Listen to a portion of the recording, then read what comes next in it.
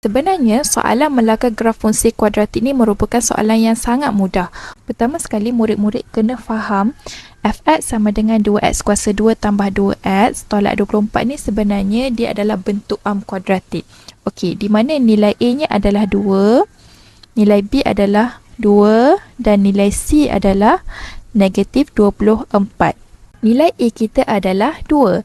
Nilai A mempengaruhi bentuk graf fungsi kuadratik, iaitu sama ada dia adalah senyum atau masam. Okey, sekiranya nilai A kita lebih besar daripada 0, maka bentuk kita adalah bentuk senyum. Seterusnya, yang kita perlu cari adalah punca-punca. Punca-punca.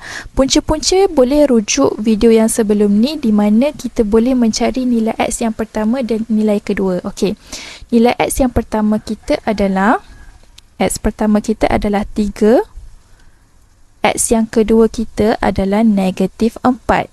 Seterusnya adalah kita perlu mengetahui pintasan Y. Pintasan Y kita adalah nilai C. Pintasan Y adalah nilai C, di mana nilai C kita adalah negatif 24. Dan seterusnya kita boleh cari persamaan paksi simetri. Di mana paksi simetri formulanya adalah negatif B per 2A, iaitu negatif 2 per dengan 2 darab 2. Kita akan dapat negatif 2 per 4 sama dengan negatif 0.5. Dengan adanya detail-detail seperti ini, kita boleh melakar graf fungsi kita. Ini adalah paksi X, ini adalah paksi f(x).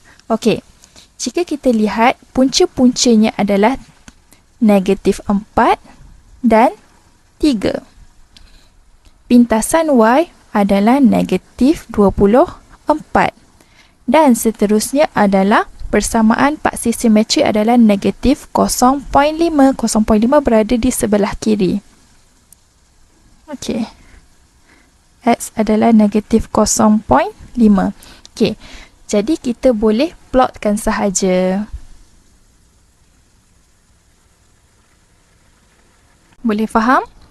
Jika suka video ni, jangan lupa like, komen dan share.